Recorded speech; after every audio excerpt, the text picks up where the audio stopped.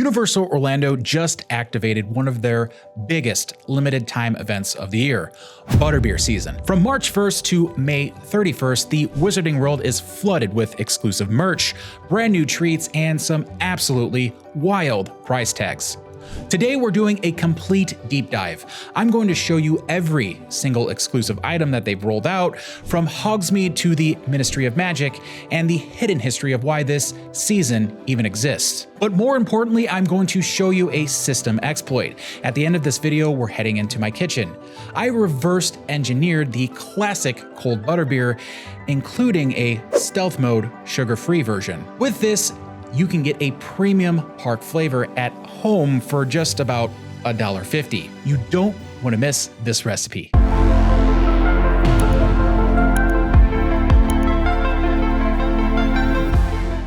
Hey theme park fans, my name is Timothy Sebastian and welcome to my channel. To understand why Butterbeer season is such a massive deal, we have to look at the lore. Back in 2010, when the Wizarding World first opened, theme park food was mostly just burgers and then churros. But then came the most imaginary thing in the world, butterbeer. It wasn't just a drink, it was an industry-shifting phenomenon.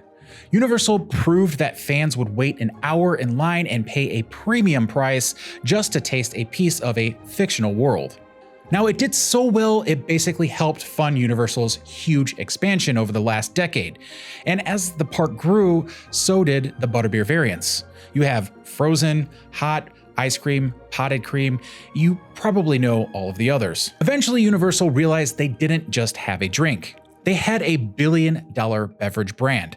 So they created Butterbeer season as an annual celebration. And this year is extra massive because it lines up with the 25th anniversary of the Sorcerer's Stone film. And from what I've heard and researched, they are going all in on the nostalgia. So what exactly is in the 2026 loadout? If you're headed to the parks before May 31st, here's your completionist guide, starting with the legacy parks, Hogsmeade and Diagon Alley. So the headliner this year is the new Butterbeer waffle at the Three Broomsticks, as well as the Leaky Cauldron. It's a big Belgian waffle with succulent butterbeer that is neatly placed all over it and looks super delicious. As for the sweets lineup, at Honeydukes and Sugar Plums, they have butterbeer candy apples, a butterbeer shortbread bar, cupcakes, and a cookie sandwich for options. If you're lucky enough to get into the new Ministry of Magic at Epic, it gets even more intense. At K. Ramel Confectionery, you got butterbeer-inspired truffles and macaroons. And at Café Serene, there's a butterbeer creme brulee, basically a fancy French butterbeer dessert, similar to what you would expect of creme brulee. And of course, Universal always comes through with the exclusive merch. Limited time spirit jerseys, bucket hats, tees. If it's amber and gold, there's definitely a price tag on it. It's an incredible lineup, sure, but a family of four trying to do it all, a round of drinks, a waffle to split, a couple desserts, maybe even a spirit jersey, you're easily dropping $150 to $200 before lunch. All right, now let's get to the part that you've all been waiting for, my reversed engineer version of the classic butterbeer. All right, so welcome to my kitchen. Here, I think I've back engineered everything. This is the closest version that I've come across. And with my culinary school that I went to and everything, I've used my flavor palette, and every single recipe that I've tried online that I've seen seems to be missing like one flavor profile.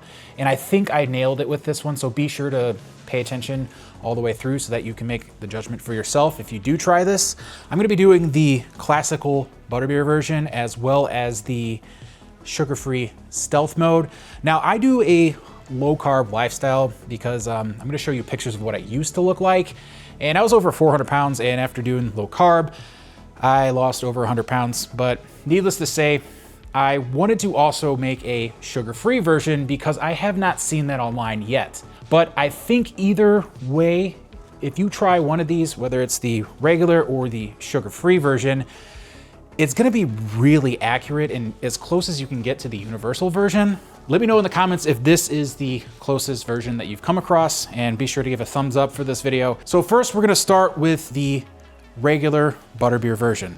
You want to start off with your soda. So I have here a couple different options that you can use. You can use the Fitz's cream. This is local, so I picked this up. And if you have a major brand store like Walmart or anything, you can pick up A&W cream soda. Now I've seen this used a majority of the time online with other recipes that I've come across. So we're gonna be using the Fitz's cream soda. I think this soda is actually pretty good. So you're gonna wanna use first a butterscotch syrup. Now, this is the one that I chose. I did order this off Amazon and it's not really too tasty. It has this weird Cabbage Patch Doll flavor to it. I know, Emily's laughing in the background, but if you've ever smelt a Cabbage Patch Doll, I know I'm sounding crazy, but if you've ever smelt a Cabbage Patch Doll and you can associate a flavor with that, that's kind of what this tastes like. All right, so we're gonna be using the Smucker's butterscotch flavored topping. Now, you can try to use a different one if you can't find this, but if you wanna get as close as you can, this is what I found to work the best. So we're just gonna put a spoonful in the bottom. And you also want to make sure that your soda that you choose is super cold, as close as you can get to frozen, but without freezing it. Definitely don't freeze it all the way through because your can will explode. We're gonna open up our cream soda from Fitz's. We're gonna pour that baby in now, just about 3/4 full. And you're gonna give this a good solid mix here. Don't over stir it, but when it's super cold, it's gonna be a little bit cloudy. All right, so use that same spoon and go ahead and stir this right here. I'm gonna stir it in there.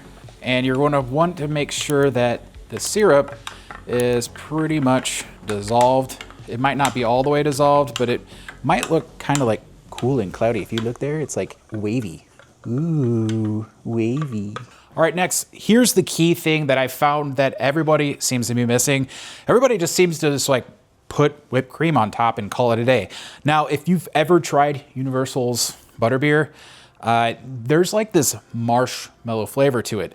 And it is a little bit airier than the version that I have, but I think they use stabilizer to make it more airy, kind of like what they use to make ice cream into what it is now, which is not really ice cream, but that's for a different day. So what we're gonna do now is we're gonna take some toasted marshmallow syrup. And you can use any other brand. I prefer Tirani or Da Vinci. So you're gonna wanna do 2 full pumps of toasted marshmallow in there. So now we're gonna add some heavy whipping cream into this little deli cup. And you don't need to add that much to it. So you're gonna wanna pour at least a 1/4 cup of heavy whipping cream in your cup with the toasted marshmallow syrup. And I'm using a portable frother. You can use a countertop frother if you have one, but this one does the trick really fast. So now we're just gonna froth it. So when you're frothing this, you don't wanna overdo it to where it turns into like a heavy peak.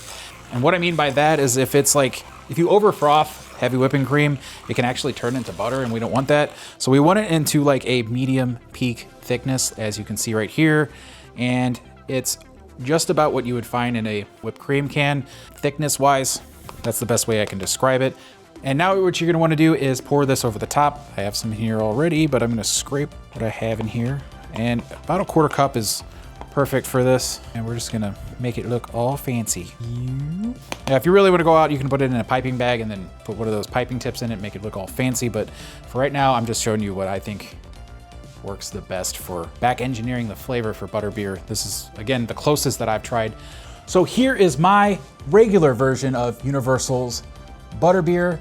And let's go ahead and make the stealth version. Okay, so now we're gonna do the stealth version. Like I said, this is gonna be the sugar-free or lower carb version.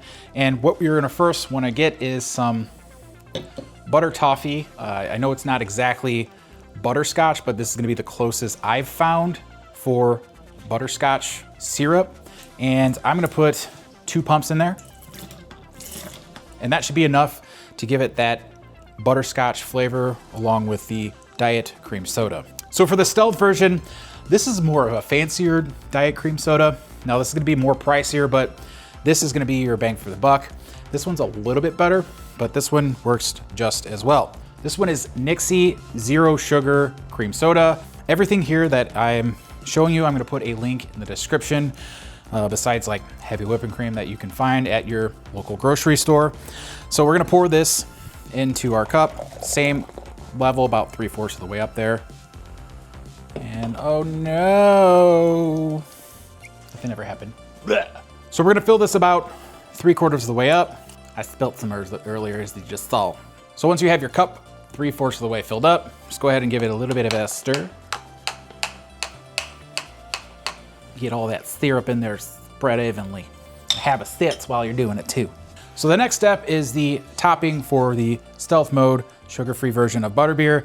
So similar to the regular version, the stealth mode version has the sugar-free toasted marshmallow syrup. And again, I'll link everything in the description below where you can find these. I found these on Amazon. So now we're gonna go ahead and put 2.5 pumps in this one.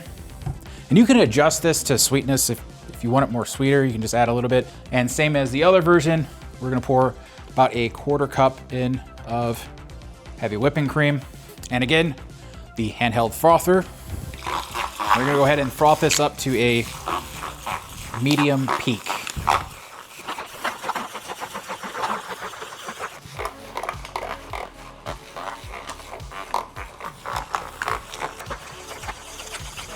So we're getting close to the point where you're gonna wanna stop. We're almost at that consistency like Universal has on their Butterbeer. And just a little bit more. Perfect, right there. Right there is about where you want it. After you got it to this point right here, you're gonna go ahead and just gonna spoon it on top. Make it all look fancy and such. That's it. I figured it out. And this is my stealth mode sugar-free version of Universal's Butterbeer drink. So here we have both the classic version and the stealth version of the Butterbeer, but since you're not able to try this, don't just take it from me that this is really close. We're gonna go ahead and get Emily in here to try it for herself to see what she thinks. Akio, Emily. Something doesn't feel right though. I guess we need to get in the proper attire for this. Yes, I agree. Ready? 1, 2, 3. Much better. Mm-hmm. Cheers. Cheers.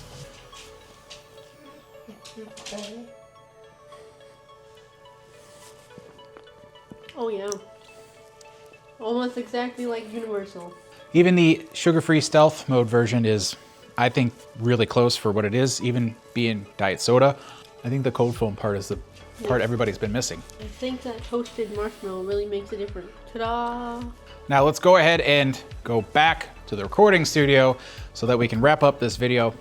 We'll see you there. Yeah, that is dangerously close to the real thing. And speaking of going all in on the experience, a bunch of you have always asked, Tim, how are you filming this stuff without it looking like pure chaos? Let me show you the little glitch I use behind the scenes. A quick thank you to DJI USA for partnering with me on this video. Almost everything that you're seeing today is filmed on the DJI Osmo Pocket 3 content creation pack. It's tiny, fits in my pocket, and the stabilization is insane. That's how I can weave through Diagon Alley, and hopefully you're not all getting seasick. So when I need those big aerial resort shots, I use my DJI Mini 3. For live streams in the parks, I throw my iPhone onto the DJI Osmo Mobile SE, so that even when I am live, it's not shaky or a mess. And completely outside of the parks, I also use a DJI Mavic 2 Enterprise Duo with thermal imaging when I volunteer to help search for lost dogs. So this isn't just pretty footage gear for me. It's stuff I trust when it actually matters. If you want to upgrade your own park footage, you could head over to DJIUSA.com and use my code IJJDI2 at checkout to save on your order. It supports the channel at no extra cost to you, and your videos look way better, so it's a win-win. All right, theme park fan fam, that is how you hack Butterbeer season. Whether you're Team Classic with all of the sugar or Team Stealth mode like me, trying not to crash out on sugar every day, you've now got the exploit to keep the magic going at home without selling your wand just to pay for it. Now do me a favor, drop a comment and tell me which version you're going to try first, and what park treats you look forward to this season. I read every single one, and your ideas genuinely shape what content I make on this channel.